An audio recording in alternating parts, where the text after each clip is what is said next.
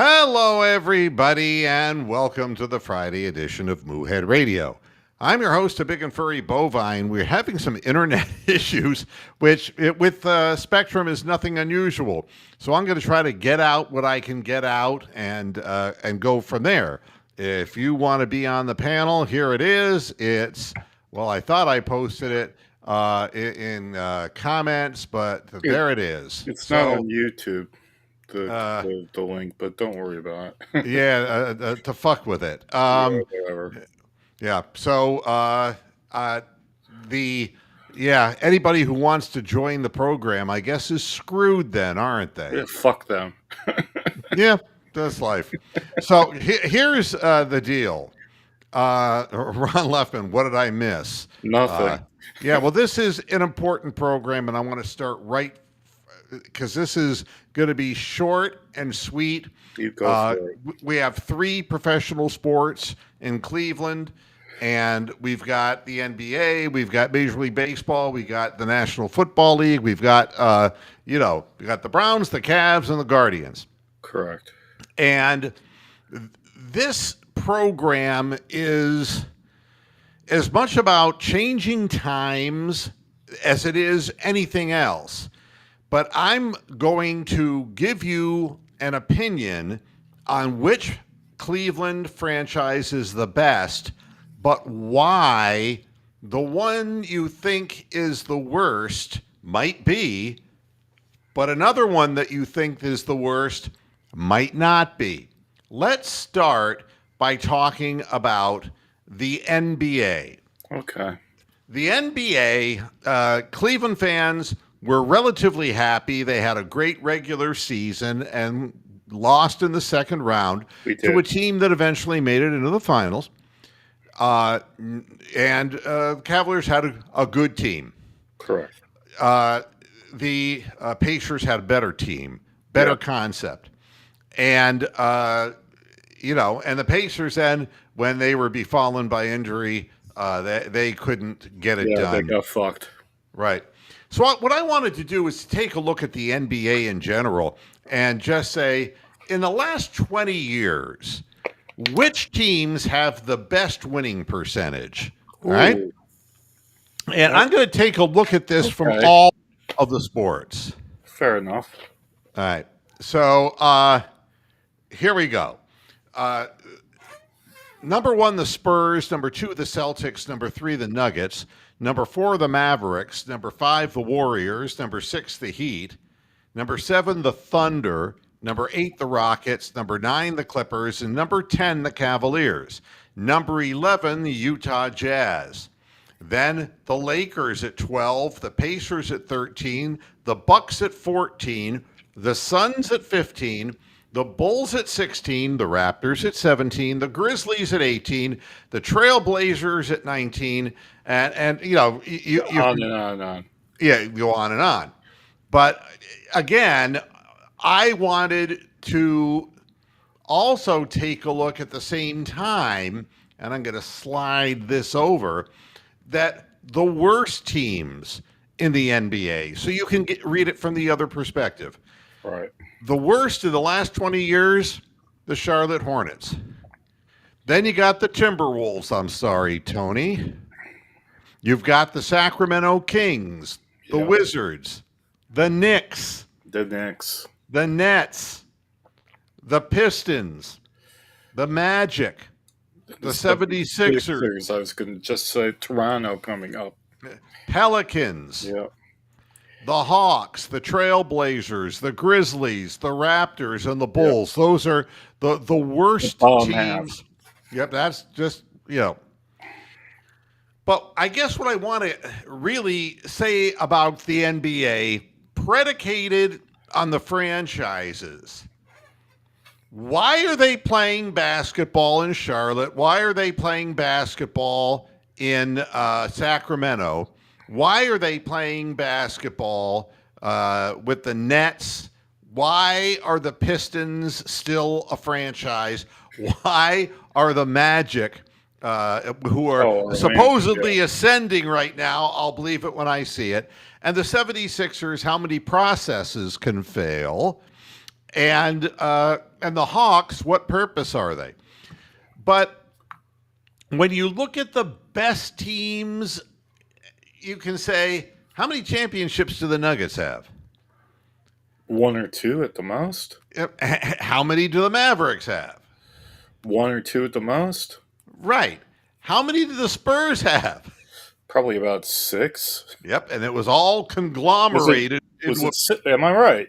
I I'm. don't know. I'm I just don't know. guessing. I'm guessing. Yeah, but Total I guess. think people would recognize it if they were NBA fans. But David Robinson and Tim Yeah, Duncan and the probably. whole, I, you I know, gotta think at least 5. But anyway. and Ginobili and the fact that the coach has went on to become, like one of the winningest coaches in history. Yeah. Uh, and the Celtics are the number 2 team.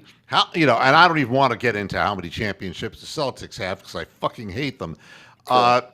The Warriors at 5th. I mean, They obviously got about 4 of them.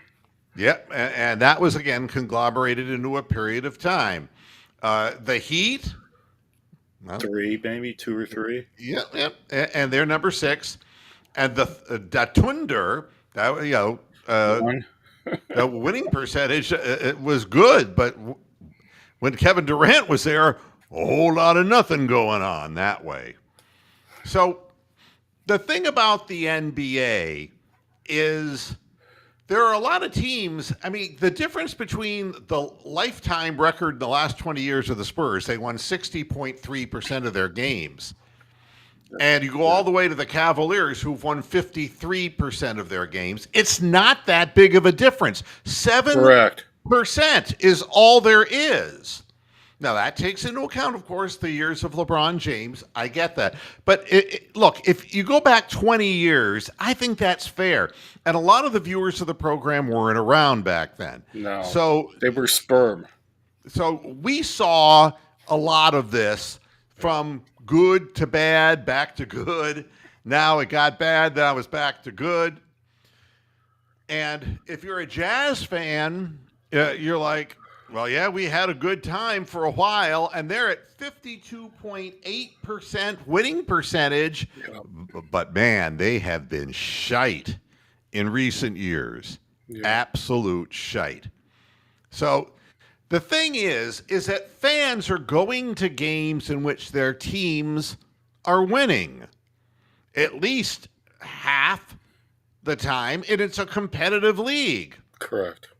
Now, the competition in the league, and when you're all the way down to you go down to 16, the Bulls, because after Michael Jordan left, there wasn't anything left.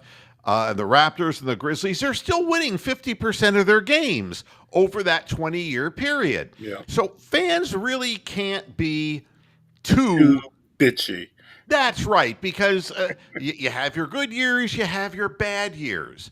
And the championships, yeah, it's Celtic centric, yes. And when teams have it really good, they have it really good. Here's the thing about the NBA that makes this a very interesting time. The headline that says the Knicks and Mikal Bridges agree to a 4-year, $150 million extension. When Mikal Bridges was probably one of the reasons they bowed out because 150 million for that waste of space. and he's not only is he a chucker, he doesn't play any fucking defense. All right, but they have to do what they have to do to try to stay as best they can. Because and let me explain what the challenges are for NBA franchises. And if the Knicks felt compelled to fire Tom Thibodeau and to hand $150 million over to Bridges, then something's up. It's crazy behavior. That's crazy talk. Well, wait, there's more. Well, this is interesting.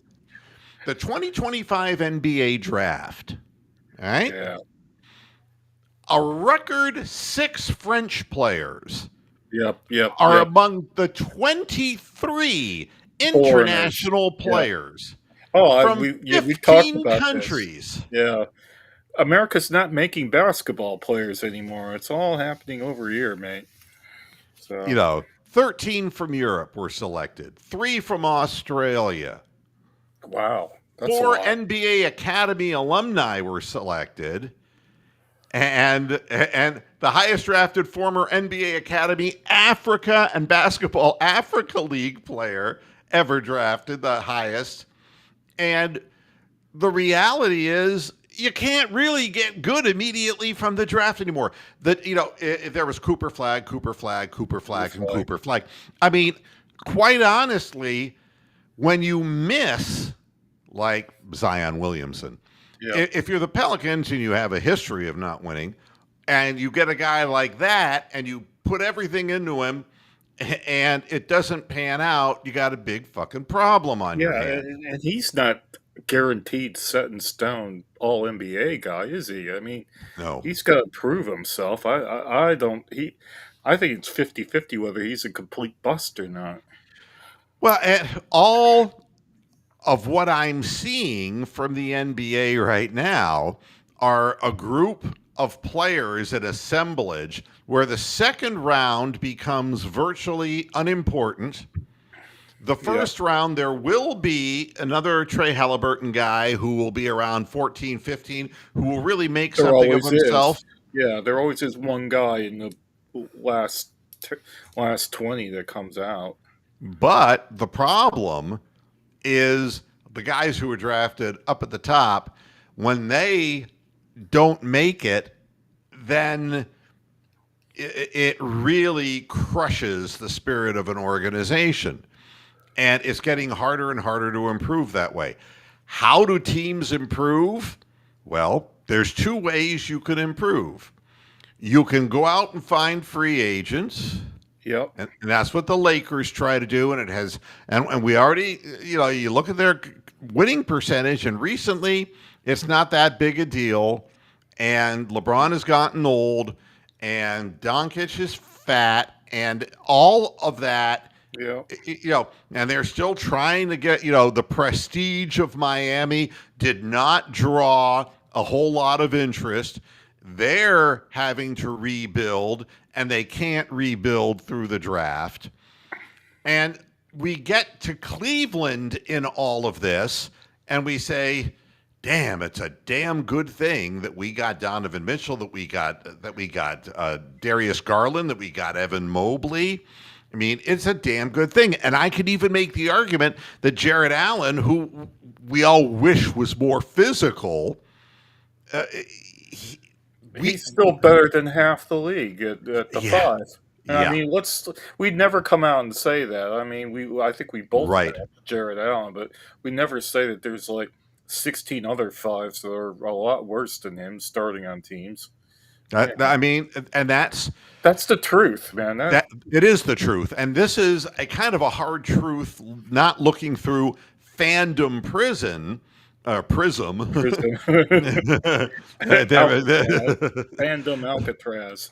yeah, the reality is fans are distraught because they don't win Well, championships. and they're also distraught because they're losing fucking money because they're betting on their home team, and that's really why everybody's so angry, isn't it? Well, I mean, that's probably as good a reason as any. But I mean, if you look at the Spurs, who are really, with Wembayana, and they haven't been able to build around him. Oh, And incidentally, I had a good guess. They've got 5 championships and 6 appearances.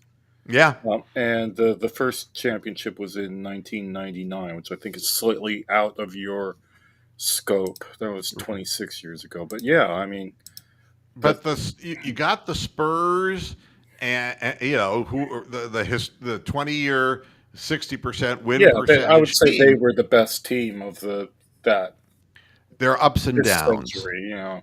When you get it good, and so they brought in Manu Ginobili, and they had Tim Duncan, and they started with David Robinson, and Duncan became the next great phenom for them coming Yeah, out of college, and They started Tony Parker. They started getting a Well, they can hold. evaluate talent. They evaluate talent from the draft and from overseas, and they And they were had the a no bullshit head coach, and the yeah players bought into a team scheme. concept. Yeah, Yeah. So you look at these other teams, and the Warriors had their day, but it ain't so pretty these not days anymore. when Steph Curry's using a walker. And the Heat, you can talk all you want about the Heat, but Jimmy Butler went bye bye, and Jimmy Butler's never been any good anywhere since. And the Heat, were resting their hopes on players who, you know, who is Second the tier players, Tyler Hero and yeah, he ain't no hero. Let me tell you, no, he bombed against us in the playoffs. well, That was hellaciously he bad. got found out. And imagine if he'd played an even better team like the Thunder, the Pacers, they would have gotten humiliated. Well, they got Yeah. humiliated anyway. So, but there you go. So as far as the NBA is concerned, and as far as franchises, Dan Gilbert has the money, wants to spend the money, wants to get better. And wants But to win. yep. But the Yeah, Cavalier fans are never satisfied yeah, because they want that championship. All right. yeah. And they've already delegitimized, because it's a whole new generation who don't even know who LeBron James Yeah, was. they're too young to even know who fucking LeBron is. And they want a championship, and they want it now. And there is no fast way.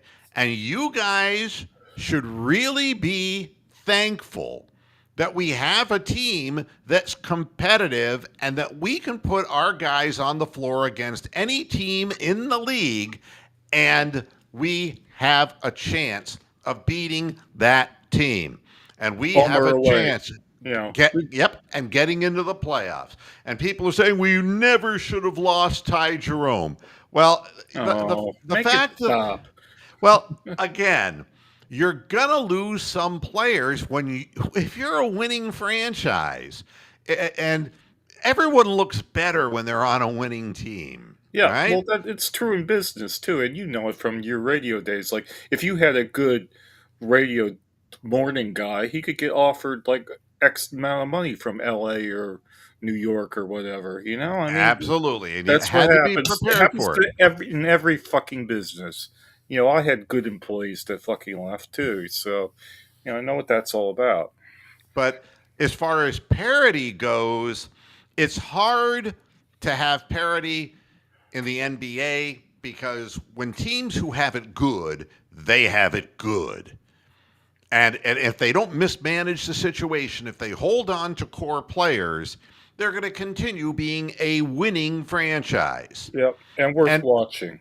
Dan Gilbert's done a hell of a good job over the course of decades, going from the LeBron James years, where that first time around they didn't really have much but Eric Snows and people who were not exactly the best teammates. So the second time around, Delonte West, and yeah, he was in, and Dan Gilbert was, at that point, all in, yeah, yeah, and and getting Kyrie Irving and developing him, and then getting Kevin Love, who was a honest to God all-star player, and surrounding these players with good, solid core players, you end up with the championship. yeah. So the problem for teams that are like the Utah Jazz now, it's 1 year of frustration after another.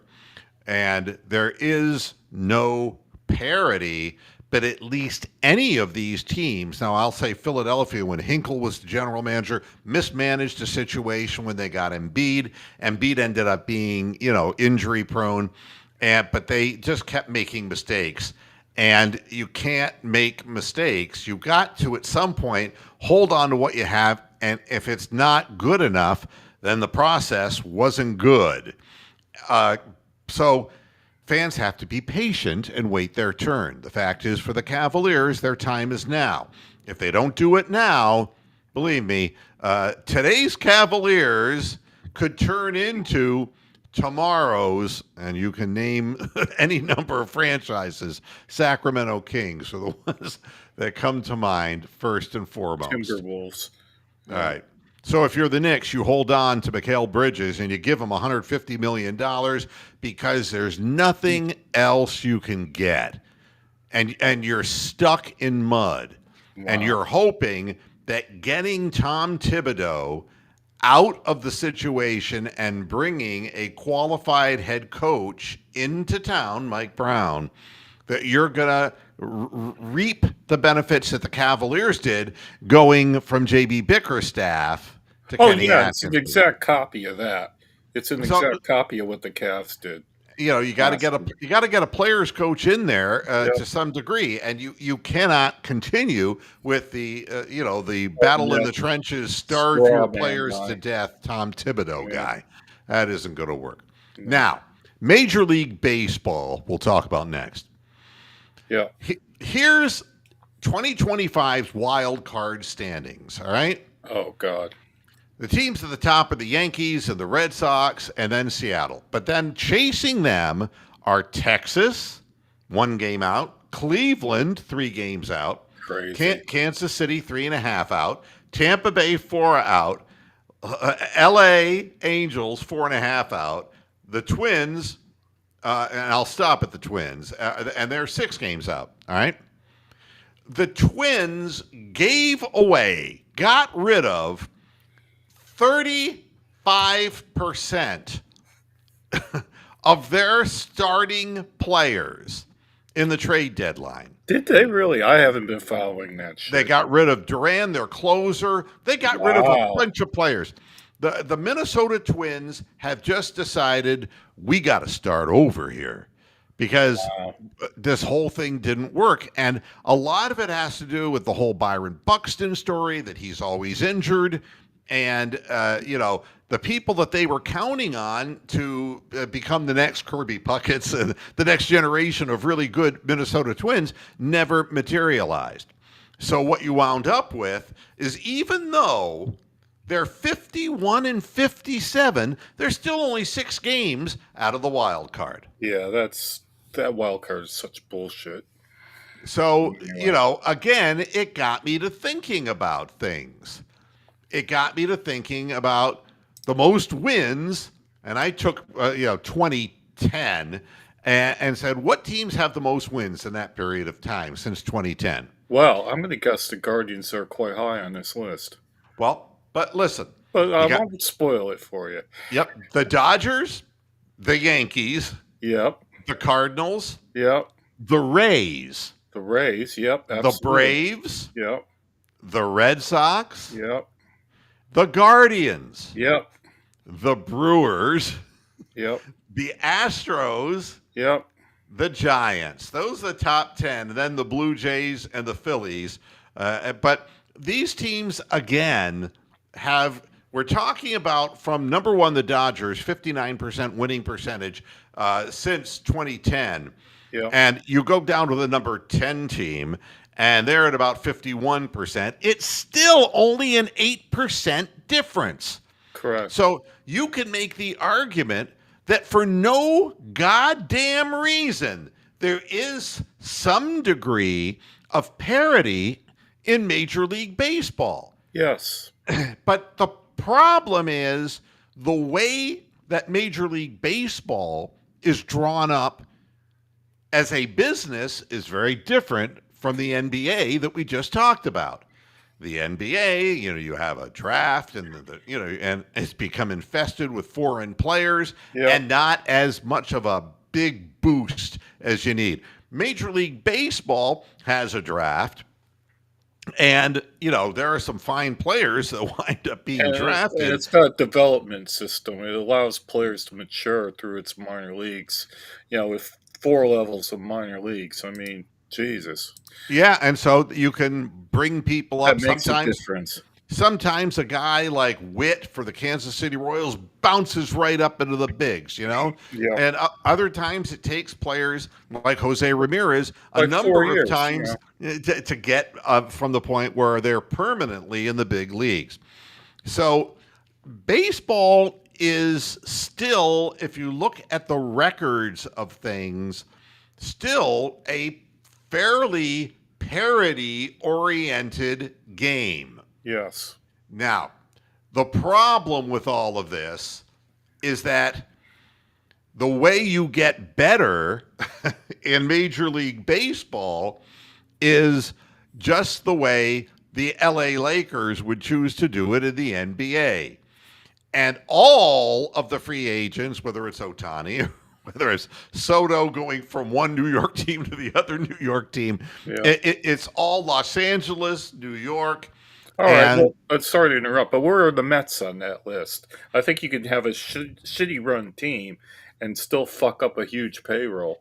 well, they're 14th since Yeah, they're well 2010. below the Guardians on that. Yep, they're below the Guardians. So you look at the two teams that are most interesting in the list, and that would be the Rays And the and the guard. Guardians. And the fact that the Guardians have won 52.8%, the Rays 54.1, and neither of them has a World Series to show for it. All Yep. right. So, or a World Series win to show for Championship. it. Yep. So the problem is every great established star ends up in Los Angeles or New York. Yep. And that becomes a big problem. The Braves always have a massive payroll. And so that's one of the reasons why they're at about 53.7% wins, Yep. even though you haven't been seeing, World Series coming out of Well, Atlanta for a they've period of time. never had the great pitchers lately like they did 30 years ago. Yep.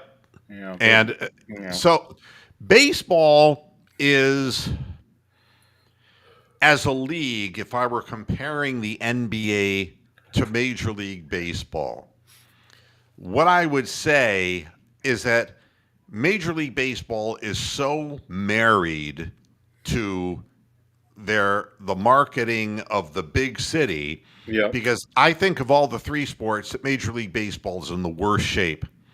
It Oh God, is yeah. the least relevant of the three major sports being played in the United States. And it's getting that way worldwide too. I mean, the NFL might be passing MLB in worldwide interest. Yeah, and it's difficult as a fan to be very happy if you're not one of the wanted. All right, and let's go back to Cleveland fans talking about the Guardians.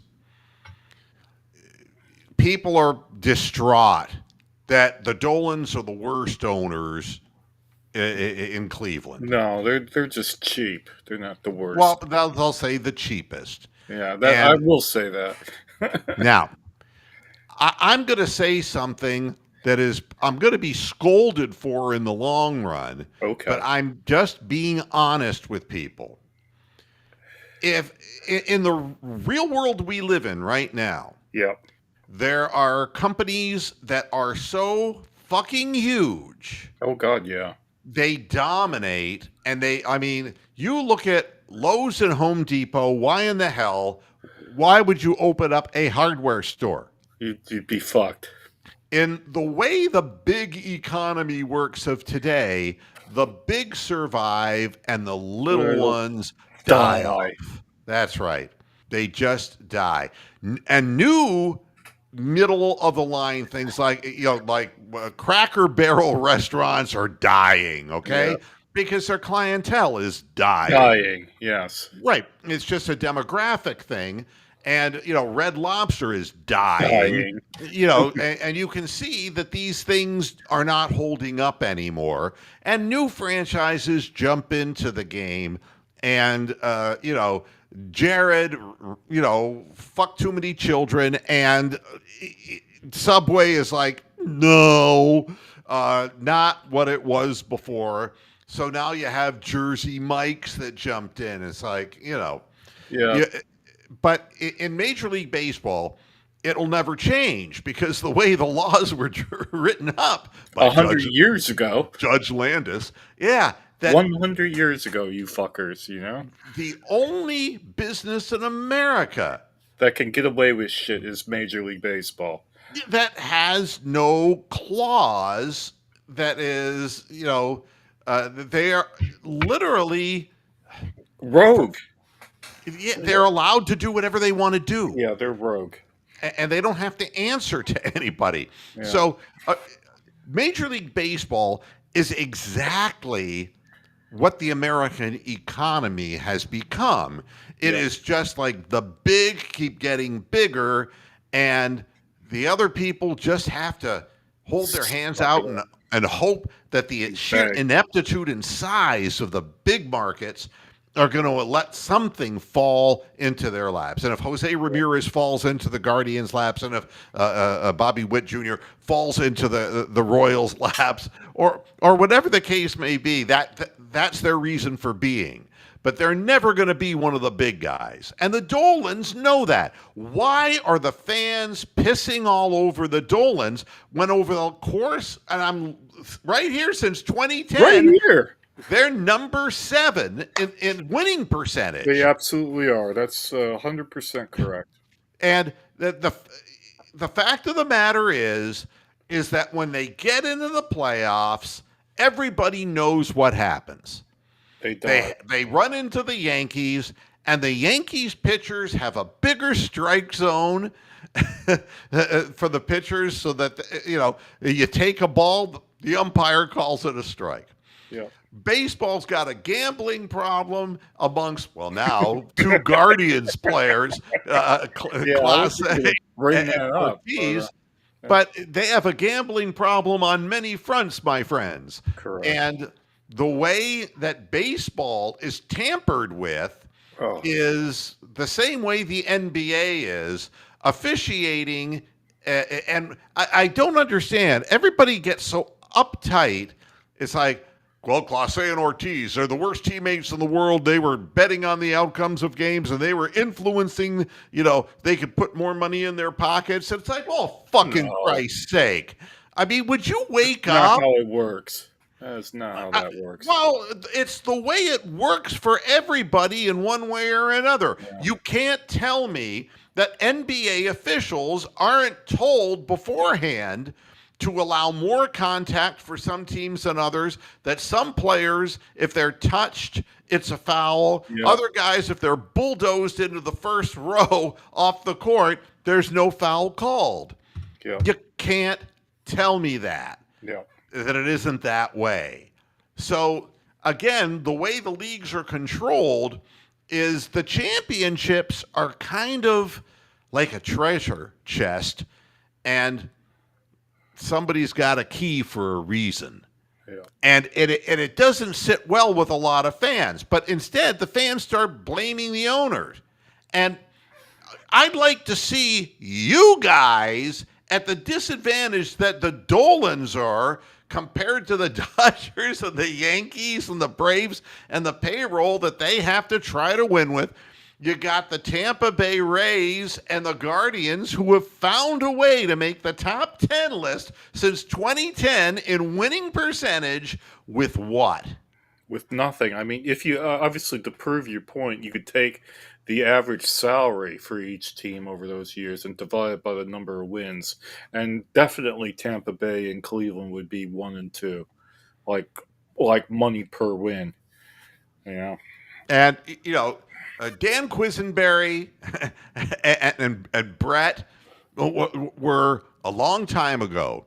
Over the last 20 years, the Royals have the worst winning percentage in the major leagues. Yeah. Right behind them is the Pirates. Can't figure out why baseball is still being played in Pittsburgh. Yeah. The Marlins, who won a championship and then gave away their team after that and have never been competitive since. The Rockies, who have the worst record in the major leagues this year and are just notoriously pathetic. There's about 8 franchises that could be rolled up that would make the league so much better, and you named a few of them. The Rockies, the Marlins. If they disappeared today, would anybody fucking really care? They wouldn't. But you take a look, and then the White Sox are 6th, the Cincinnati Reds. People, malign Marge Schott because she was a Nazi lover, right? Well, that's a lot of World Series back then, but the Reds haven't been shit since then. Yeah. And they're still not shit. Yeah. And the Washington Nationals, I mean, nowhere. Yeah. Nowhere at all. The Arizona Diamondbacks, they can't get out of their own way. The Padres and the Mariners. So Ichiro played all those years, and he's got the same amount to He won show for fuck it that all. that Jose Ramirez does. Yeah, they won fuck all of us. Yeah. Yeah. So I mean, that's So when the trade deadline comes for the Guardians, why are the fans pissing and moaning?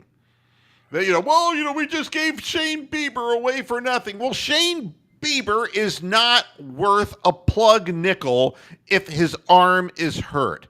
Now, Correct. he may be better for a period of time. That's a wonderful thing, and I hope that's the case. Yep. But he re-injured his arm, and that's why it went on until he was supposed to be back already, and it went on and on until the trade deadline. So they gave him away for a minor league pitcher who has a sore shoulder himself, an impingement in his shoulder, but a very good young minor league prospect pitcher, which is what the This is Guardians what they do. do. They, That's they, what they've done that for 20 fucking years. Yep. They brought in guys like Cliff Lee, who nobody knew who they were. Brought in Bartolo Colon, who nobody knew who they were. Jake Westbrook, nobody knew who they were. Loads of guys that they brought in out of nowhere. You wanted Stephen Kwan to stay. Stephen Kwan stayed. Now, what are you supposed to do if you're the Dolans when every great player who's available just wants to go to other teams? What do you do? I don't know. Well, I mean, you do what you have done for the last 20 years. You just find a way to be over 500 and to be able to try to slide into the playoffs. Last year was a great year and a very fortunate year for the Guardians. Year. Now they're back to their old tricks and they're trying to slide into the playoffs, with a little better than 500 record. And maybe they'll be the lucky ones and maybe they won't. But none of these teams will be a factor because as soon as they get into postseason, their strike zone will increase and the opposition's will decrease and they will have no chance to win the World Series. Yeah. All right. So that's that.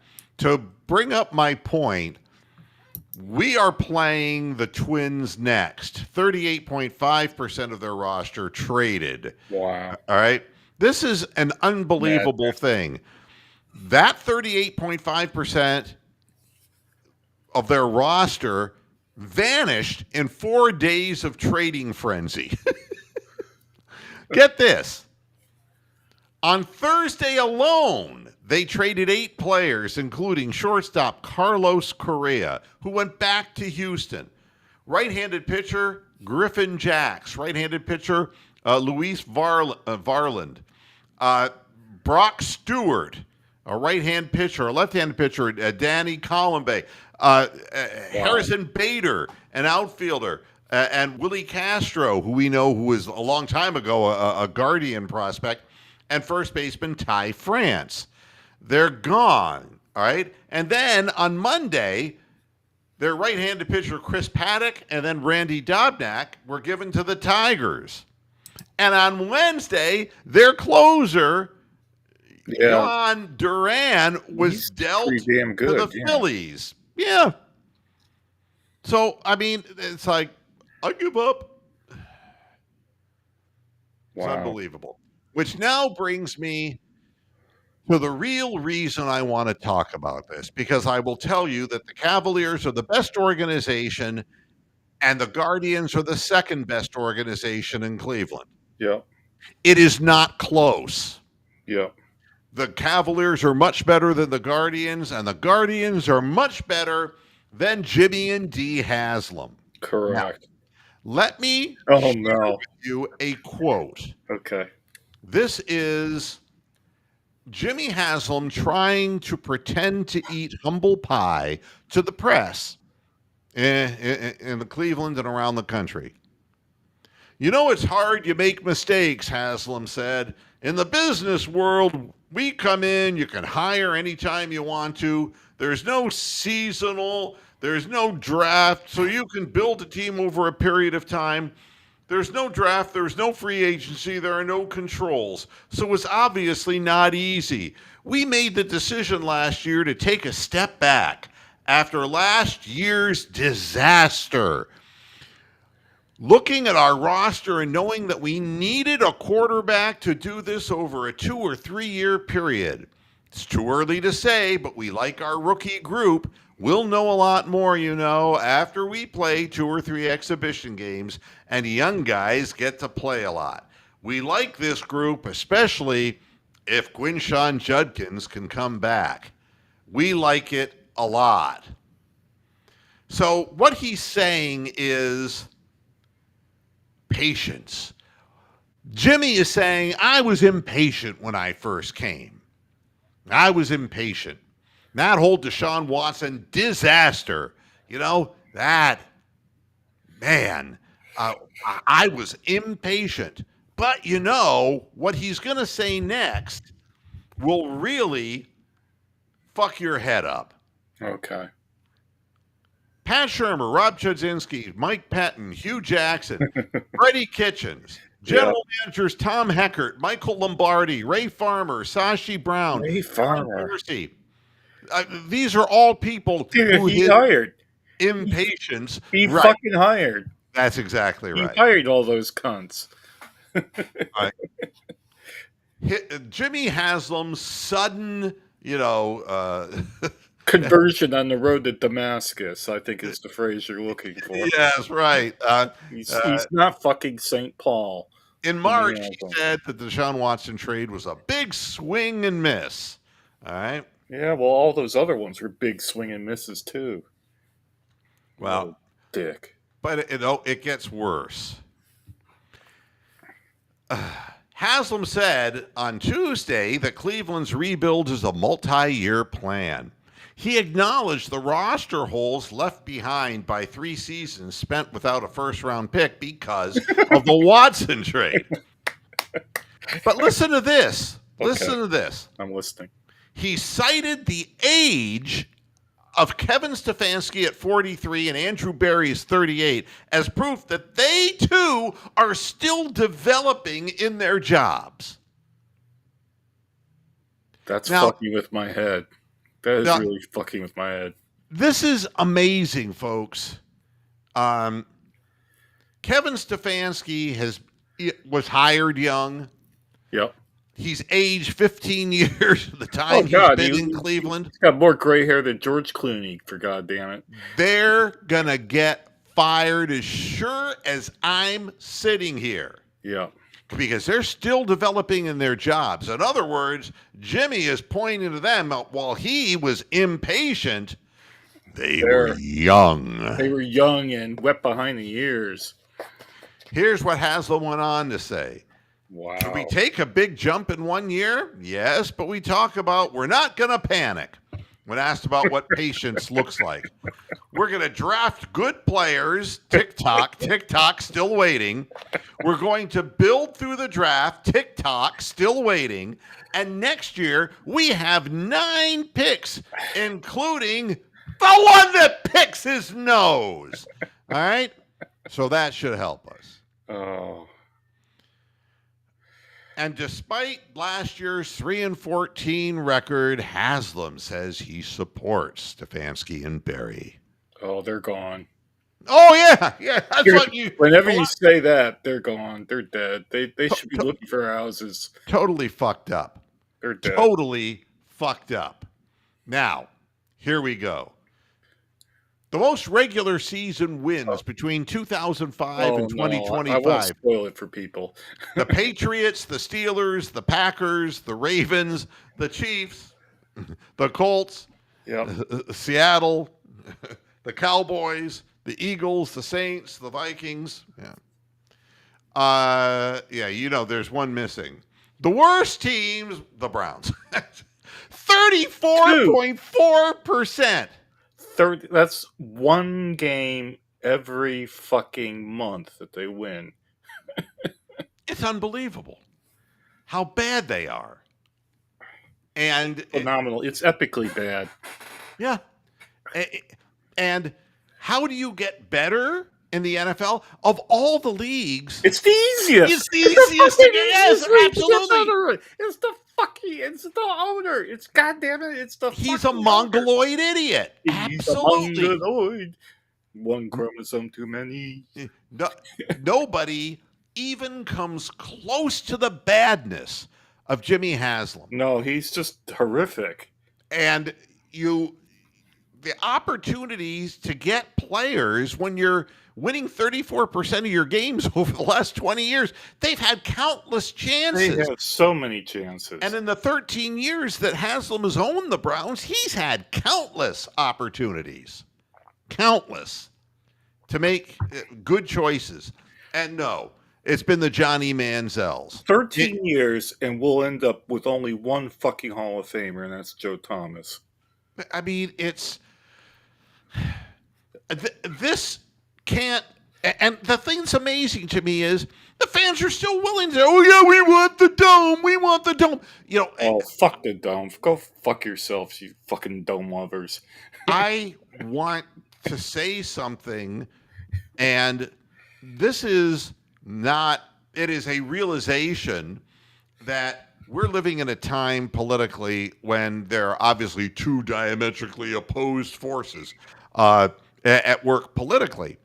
And I just saw that the reboot of Sex and the City just got canceled. And Just Like That is the name of the program.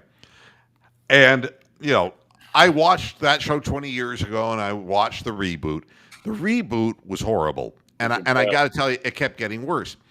And the reason it kept getting worse was because the mores of society are different, and they're different demographically. Yeah. For example, if you want to appeal to a younger audience, you have one set of sensibilities, but a lot of the people who watched Sex and the City are from the 90s. That's 30 fucking years ago. Yeah. And so over the course of 30 years, they haven't changed. If anything, they've probably become a little bit more Worse. conservative. Yeah, they've become worse over the past 30 years. And the younger generation is more open minded. So what they did is they start a reboot. They kill off, Carrie's husband in the first episode. He's gone, and the next thing you know, Miranda is gay. Everybody's gay. Everybody's gay in the program. I swear to God. I've never seen anything like it. This is, Wow. and I'm not a social conservative, but my God, the percentage of homosexual people on that television program is way out of proportion. I mean, every scene, it's inclusive, and it was done specifically to pacify younger generations, trying to get new generation hooked on a program about menopausal women who are out and about. So what did they do? They turned Miranda into a lesbian. Now, I don't know about you, but I don't want to see her in bed with Rosie O'Donnell. I'm sorry, and I'm a social liberal, but that isn't what I was watching 30 years ago. They changed all the characters completely. One of the other characters, Charlotte's daughters, is trans. What do I need this? Why? And, I'm just holding my head and saying to myself, you know, you got to keep up with the times, but you got to decide what it is you want to be. And then you make it better. And if they rebooted the damn thing, they should have just made it a retrospective, good old times. We're appealing to the people from 30 years ago, and ended up with a slightly sex-driven Golden Girls. That's what they should have done. Yeah, there's two ways they could have gone about it. What you just said, or they could have had a completely new set of characters that were in between the ages of 25 and 35 that did represent the people between 25, and then have that program for them, and not and have it all be all new characters. Imagine how horrible a Friends reboot would be right now if they had like all these 60-year-old Jennifer Anistons running around, all living in the same apartment. Like, The other thing about Sex and the City in the '90s, it was Lily White. yeah. I gotta tell you, the four women were as white could be, Oh, they and were. It was a very white program. they were in Manhattan, and it was like black people don't exist here. Yeah, the black people had been swept under the rug along with the Yeah, homeless but people. now they were trying to so you have an Indian woman, not Native American, but of Indian India, descent. Yep, proper India. yep, Yeah, and then you have a couple of African American characters, and the whole thing was a bloody mess because they weren't focusing on the characters that people wanted to find out about. It was just all over the road. Jimmy Haslam is all all over over the the road. road.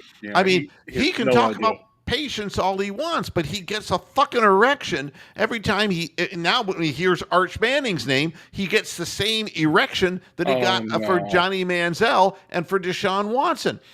Everything he talks about, he defies by his actions. He's a horrible owner. And you know what the other thing is? what He makes so much money for being terrible. he does. I mean, I cannot think of a worse business person who just keeps accumulating money, with maybe the exception of Donald Trump, Oh, who I'd sold it. say I hate Haslam. Haslam is the worst owner of anything out there that I am aware of. I've never seen anything like him. He is the worst. It was and yeah, this is the bottom line. How does he bring back Hugh Jackson in a situation like that?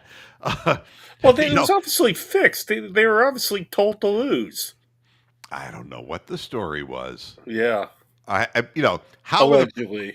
but so I talked about the Cavaliers and said, be happy they're as good as they are. Correct. And I talk about the Guardians and I say And you may not like the you expenditure, don't but have to like Dolans, but yeah, they're better than. they don't have their own network. Yes, network. They don't have. Major League Baseball is piping in the They're games actually for them. smart. No one's ever said the Dolans are stupid. Yeah, but cheap. How about the way y'all live out there? I Correct. mean, did you not pay attention to your heating and cooling bills? I mean, Absolutely. you don't have the millions and millions and millions of dollars, and those millions of dollars beget millions more. Correct. And why you would call the Dolans cheap? The Dolans live a better life than you ever will. In fact, if you're a Guardians fan, you should be grateful you're winning as many games as possible. If you're calling them cheap motherfuckers, the bottom line is bend over and take it, because if you really feel that way, you shouldn't still be a fan. Correct. All right? The Cleveland Browns is a different story, though. You already are a whore, you're bent over, and you're getting fucked. All right? And I'm just being completely honest with you. You are. Whether Shador Sanders is the real deal or not the real deal, whether Gabriel is the real deal or not the real deal, whether Judkins decides to beat up the judge, whatever the case may be, the Browns will find a way to fuck up because the management is completely screwed up. And the history of the organization, more than the Cavaliers by far, more than the Guardians by far, shows that they are complete losers. Morons. Now, one last thing here. ESPN was rating the head coaches in the NFL. Okay, this I don't know about, so this will be a surprise for me. Number 21 is Kevin Stefanski. All right. Okay. So what they're saying is that Stefanski did well in 2020. It's what I call the Baker Mayfield argument, Yep. which I'm not going to get Yeah, into yeah, yeah, again and yeah. again. That's a whole nother week of programs in It, itself. the Browns had a great running game, yada, yada, yada. All Yeah, right. So now it's 2025. yep. And why does anybody think that Kevin Stefanski is going to be able to rebuild this great running game when everybody has seen his 1-3 offensive set for so many years and it hasn't given us a winning team? And as much as I don't blame Stefanski, Stefanski is Stefanski, and this is what he wants to do. And he's going to go out on his terms, and he will be fired. But the bottom line is, and you knew the second they gave up on Nick Chubb, and they said, we're going to draft 2 young running backs, that one of them would be a fucking criminal. You knew it. Correct. I Yeah. mean, Yeah. it's just the way it Way it goes. is, yeah. And all the fans are like, oh, you got to get him. He's from Ohio State. And I don't hear any of those people saying dick right now. And the fact is, Deshaun Watson never punched out a woman before. All right? But Kareem Hunt did, and you were all in when the Browns were in the playoffs. You were he's all Cleveland. in for Kareem Hunt. Cleveland Fuck boy. yeah. Well, Judkins punched out a woman, and Deshaun Watson didn't. And you hated one more than the other, and the reason is because you're daft. That is a word of saying dumb, stupid, without a clue. The Browns have screwed up for so many years. The league knows what Kevin Stefanski is going to do, and it's one of the reasons why when he thinks he's calling a trick play, they've scouted it out. Already. They already have read it, and they know it. I mean, do you really think that using a 3 tight end kind of lineup is going to fool anybody? Well, it won't fool TJ Watt, that's for sure. Yeah. So, right off the bat, do I think he's the 21st coach, number 21? No, because they actually, Zach, what's his name for the Zach Taylor? Taylor? Yeah, I think so. Yeah, for the Bengals, he's a bozo, and they have him at 17, and he's got the quarterback, and he's wasted Joe Burrow's career up to this point. Awful. He is awful. Absolute doofotch, Yeah. and he's rated 17th. God, Zach Taylor. It's I don't. The coaching, like number 20, by the way, is Mike Vrabel. All right. Number 19 is Mike McDaniel. He looks like an insect. Yeah. Then Shane Steichen is number 18, and then Zach Taylor is number 17. You want to know who the worst is? Oh, God. Tell me. Let's see what we have here. The worst. And now on our Ed Sullivan voice. Now you know, right here is the worst coach in the NFL. Let's really hear it for Brian Daboll. I mean, come on. You can't make this shit up. I can't argue with that one. You can't make Brian this. Daboll. You can't make this shit up. He is god awful. He hasn't improved. And there's another source, CBS Sports, saying he's borderline elite, borderline coach. He's more like borderline personality. Yeah. But anyway, actually, he's the Madonna. The borderline coach. Yeah. Brian Daboll, can you believe that? Number 32, and he was terrible as an offensive coordinator in Cleveland. How did he become a head coach? I have no idea. Fucking Giants, man. The fucking Giants. It's just what it is. It's screwed up. Who is the next 31? Liam Cohen. I know where you live, and I will find you. I will find you. And that's the Jacksonville Jaguars. Yeah. And And then, if you're wondering who number 30 is, Kellen Moore, Oh, who what? I don't even know Carolina. how in the hell he is. He was an offensive coordinator, but then he hit the Eagles in 2024, and things went to hell in a handbasket, and he ended up a head coach in New Orleans. New New Orleans. Orleans. And then Brian Schottenheimer for Yeah, the Dallas Cowboys. It's incredible. The Browns are not only the worst team in the NFL, they're the worst franchise in Cleveland. And if you're looking at the list of the worst coaches, the tree all comes from Cleveland. correct. Unbelievable. Oh, somebody's asking where Tomlin is. Lily? That Um, let me see if I can Well, move I've all the got way. a different list that has Well, everyone will have a slightly different different. Yeah, I opinion, don't but know. uh, you know, Bullshit. let's see. We'll go 1 to 4 here.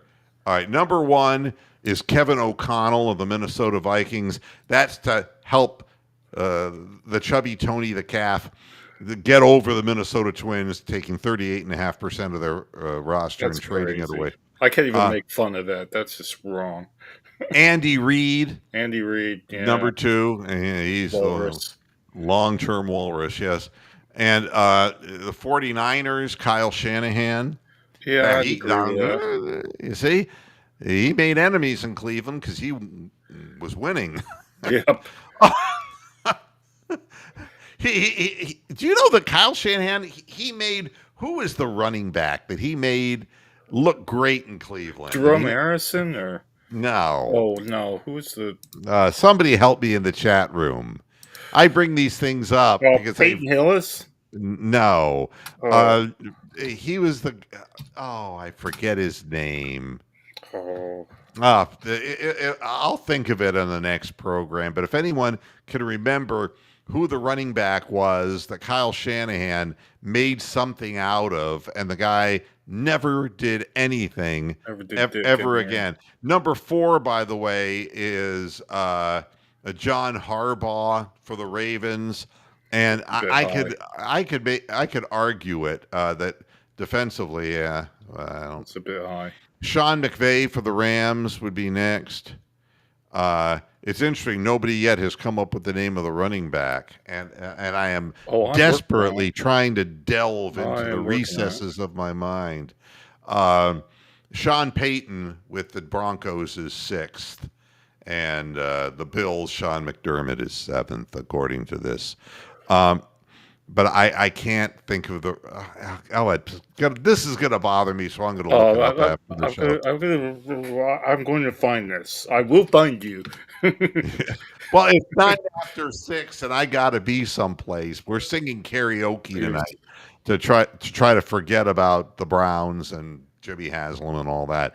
But yeah, obviously he had a 13, I believe, a 1,300-yard rushing year for the Browns whenever Kyle Shanahan was instituting his zone read offense, and I just God, I just can't remember the name. But at any rate, I got to get out of here. Thanks, everybody, for tuning in to this edition of Moohead Radio. I appreciate all of you who are sticking around. Peyton Hillis. No, it wasn't Peyton It Hillis. wasn't Peyton Hillis. Did I say him No, already? it was a guy who ended up going like to the Jets afterwards, and he failed everywhere else he went. He was out of the league real quick. Yeah. He was an African American running back, and he had that one fantastic year.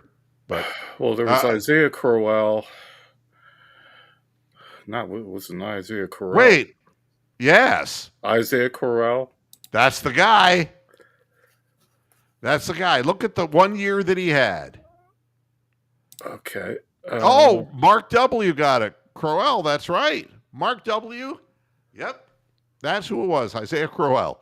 And if you made him look that good, Yeah, he had 952 yards in 2016, 853 in 2017. Oh, so he didn't have as many yards as what I thought. But yeah, he That's still a actually lot. Yeah, but he went on to oblivion after that. Wasn't he the one that got in trouble with the police? Wasn't he the guy that said, you You know, mean with Sting and the band? yeah, no, Uh, he said some anti police. Somebody did. I don't know whether it was Carell or not. well, I got Anyway, to get going. Bronk, thank you for keeping me uh, company. And thanks for putting up with all of this studio rigmarole as well. We will figure all of this out in due time. I thought the program went smoothly today. it We did. had a little bumpy road before the program began, but that's uh, not sure what's going on with my internet connection. So I hope everybody has a really great weekend. And we're going to be talking about the Browns playing their first preseason game next week. So, Oh my God, do we have to? yeah, absolutely. I This is the time of the year. And, I gave you my honest opinion, and the Browns are a distant third and in Cleveland sports, and it's not even close. It's not So, even. and this season is only going to prove it more. So, Yeah. thanks, everybody. Thanks, Bronk, and we'll see you next time. Uh, Until then, hasta la vista, Pasture Heads.